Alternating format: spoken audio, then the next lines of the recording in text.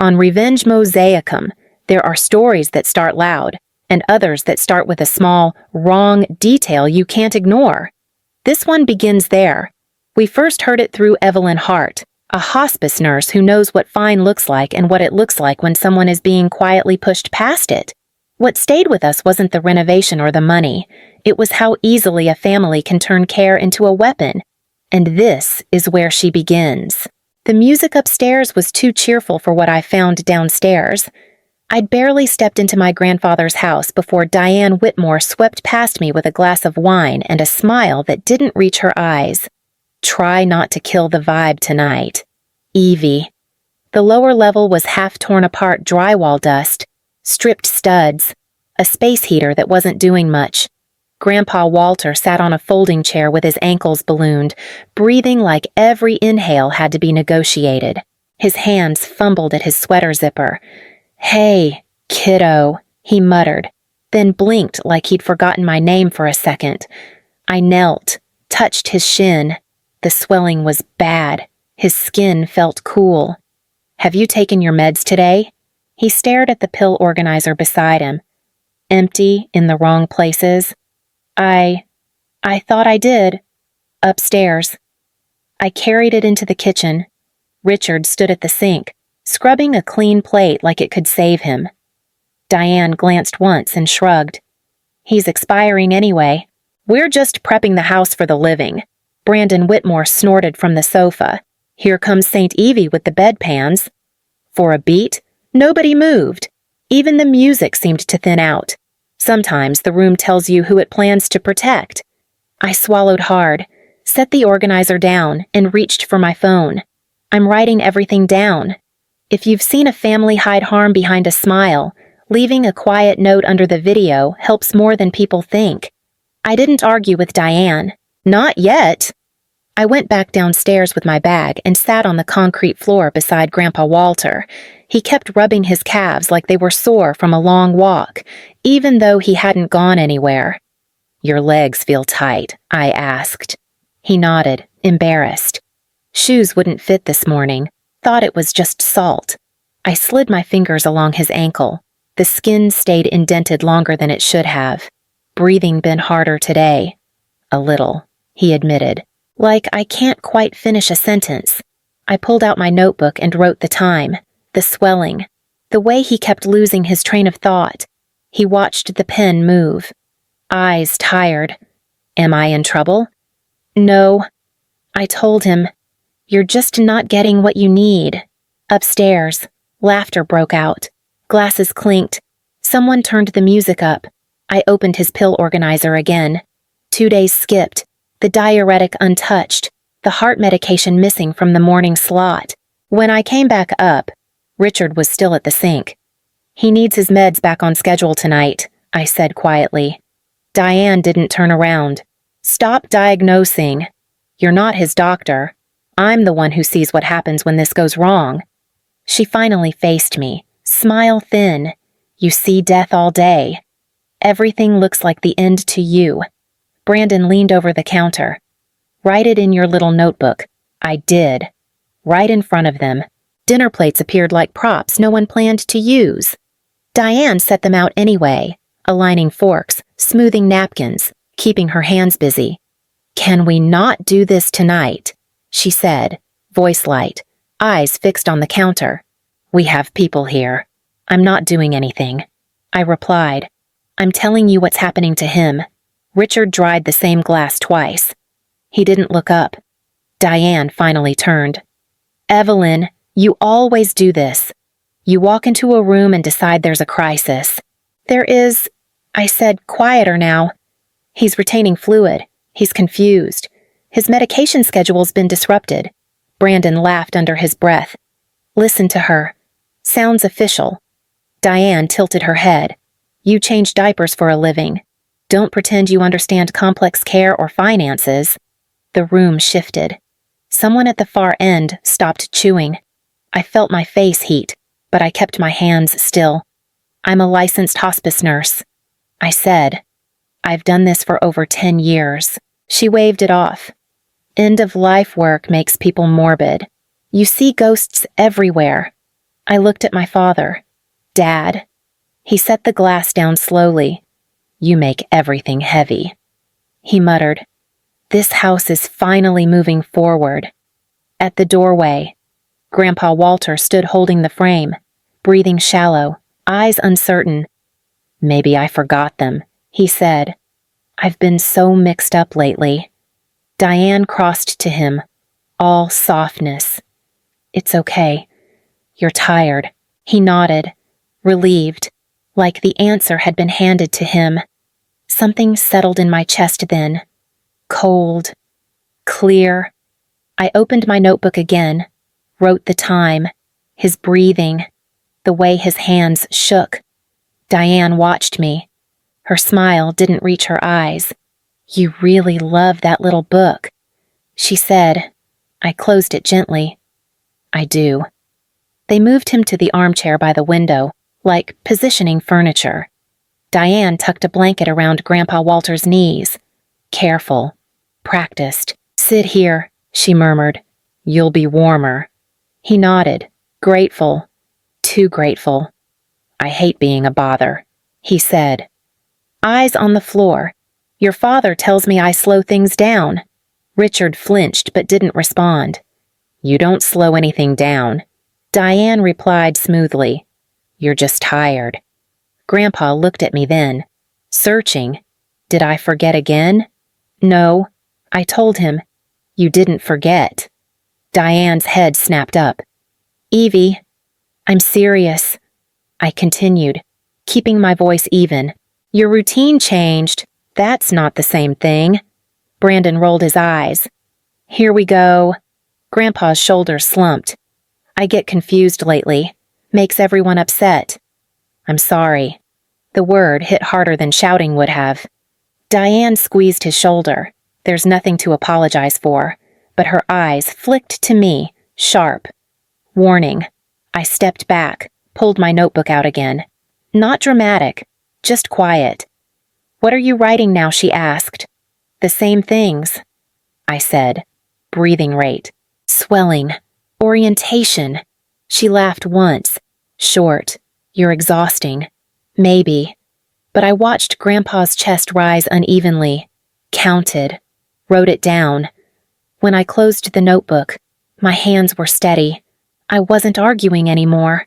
I was watching. I left the house without slamming the door. Diane followed me to the entryway, her heels clicking a sharp, triumphant rhythm on the marble. Take a break, Evie, she said, checking her reflection. Hospice work makes people paranoid. You see shadows where there's only sunshine. I'm just tired, I lied, letting my shoulders slump in a show of total defeat. You're right. I'm overreacting. Her mouth curved. It was the smile of a predator watching its prey roll over. Good. You bring the room down when you spiral. Go home.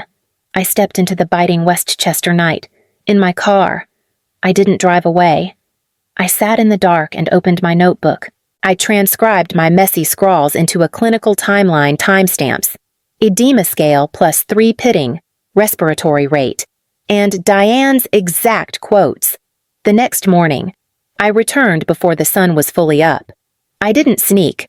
I walked in with a coffee for Richard, playing the role of the guilty. Apologetic daughter. I'm sorry about last night, I whispered to him in the hall. I won't push anymore. He looked relieved. Pathetic. Thanks. Evie, it's better this way. I slipped downstairs to check a blanket. Grandpa Walter was awake but gray, his breathing shallow. I didn't argue with the air. I simply took a discreet photo of his swollen ankles and the untouched morning pills. Upstairs, Diane leaned over the railing, wine glass already in hand. See, so much easier when you let go.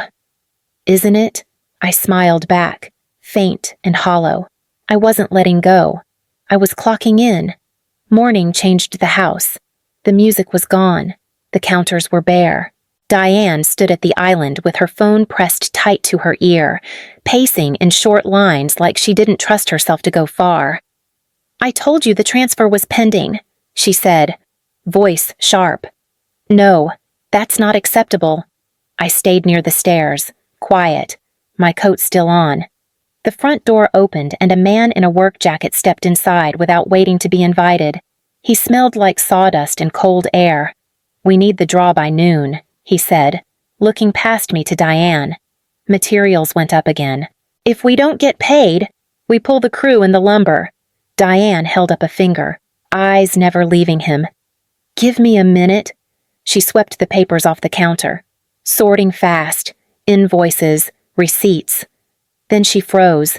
One sheet had slipped out of the stack and landed face up. A bank notice. Not loud, not dramatic, just formal enough to feel final. Her breathing changed. "What is this?" she murmured, more to herself than anyone else. I took a step back. Richard appeared in the doorway. "What's wrong?" She thrust the paper at him. "It says the account is under review." The contractor shifted his weight. "I'll come back," he said. "But not after today." Diane nodded too quickly. "Fine." When the door closed, she turned on me. "Did you see this? I noticed it yesterday," I said. "Thought you already knew." Her face drained. "Why would there be a review?" "I don't know," I replied. "Sometimes banks flag activity." Richard rubbed his temples. "Diane." She didn't hear him. She was already flipping through invoices again, fingers shaking now. "We can't stop," she said. "We're too far in." I watched her set the paper back on the counter. Careful this time. She didn't look at Grandpa Walter once. By 10 o'clock a.m., Diane's desperation had reached a fever pitch. The contractor was idling in the driveway, and the review notice I'd planted was doing its job. It was a ghost she couldn't fight with wine or smiles. "Walter needs to sign an emergency fund authorization," she declared, standing over him in the dim lower level. "Just a temporary measure to keep the renovation moving while the bank clears a glitch. It's for your own comfort. Walter." Grandpa Walter looked up, his eyes glassy from the missed diuretic doses. "Access. I don't want to lose the house." "Diane, you won't," Richard added from the shadows of the doorway, his voice thin with shame. "This helps us protect you. Dad." Walter looked at me, searching for an anchor. "Evie, am I a burden again?" "No, Grandpa," I said, my voice as neutral as a heartbeat monitor. "You aren't the problem here." Diane slid the clipboard onto his lap. I watched his trembling hand scrawl a jagged signature. I didn't stop him. Instead, I noted the exact time in my log, 10:14 a.m. Subject confused. Respiratory rate 24 peripheral edema +3. Signature obtained under duress. 20 minutes later, the front door chimes rang. It wasn't just the police. A woman in a charcoal blazer stood beside an officer. Adult Protective Services. Diane had called them herself a tactical strike to have me removed for harassment. "He's completely gone."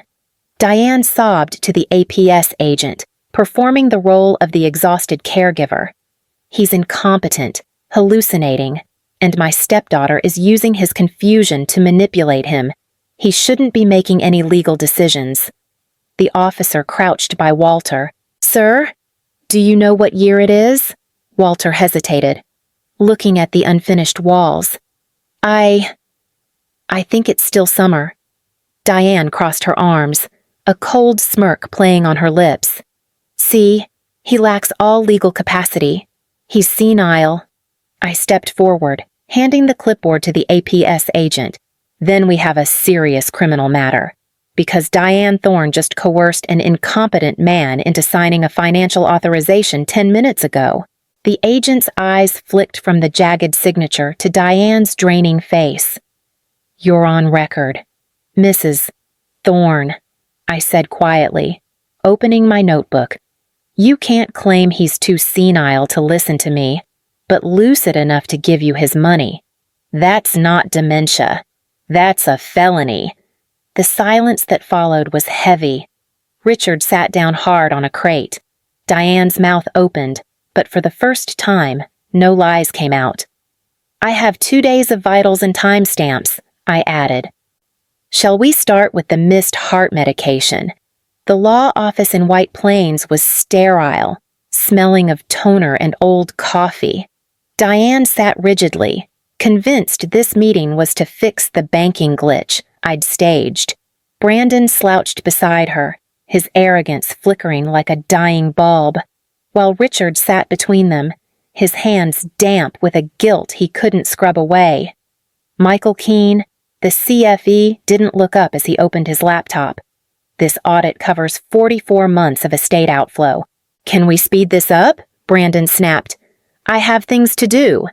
So do the offshore crypto casinos, Michael said calmly, clicking a key. We've traced $87,000 in transfers to accounts tied to your hardware ID. Brandon, passcode protected, yet consistent. Brandon's face went ash white. That's a hack. And the $162,000 paid to Whitmore Interiors. Michael turned the screen toward Diane. A shell company registered to your maiden name, billing for renovations that never happened. That's not a glitch, Mrs. Thorne. That's embezzlement. Richard let out a broken, wheezing sound. I've filed the report with the district attorney, Michael concluded, closing his laptop with a soft thud. They are downstairs now. The room went tomb quiet. Diane stared at the mahogany door, her polished mask finally cracking. I sat across from them. My notebook closed. The bedpan wiper was finished. The cleaner had arrived. Outside, a siren grew loud, then cut to a sudden, chilling silence right in front of the building. The house is quiet now. Not the performative, suffocating quiet Diane demanded, but a natural stillness that settles into the floorboards. Grandpa Walter sits by the window, the late afternoon sun catching the steam from his tea. His ankles have returned to their normal shape. The dementia disappeared once his heart was actually allowed to beat on schedule. I hand him his evening meds, and for the first time in months, he doesn't look at the pills with suspicion. He looks at me, his eyes sharp and present. I didn't forget. Evie, he says softly. They took them from the box. They wanted me to feel lost. I know, Grandpa, I say, squeezed his hand. The records show everything. Later, a new attorney visits. No shouting, no pressure. Walter signs a revocation of Diane's power of attorney and names me his healthcare proxy. It's a slow, dignified process the way law should work.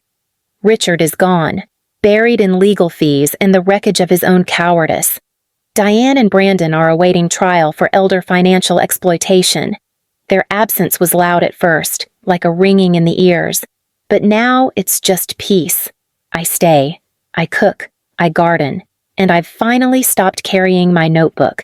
I don't need a vitals log to tell me he's safe. I used to think being a nurse meant witnessing the end, but as I watch Walter watch the sunset, I realize I'm finally witnessing a beginning. I didn't just clean up a mess. I held the line. If you're still here, thank you for listening. This is Revenge Mosaicum, quietly stepping back as the house finally belongs to the living.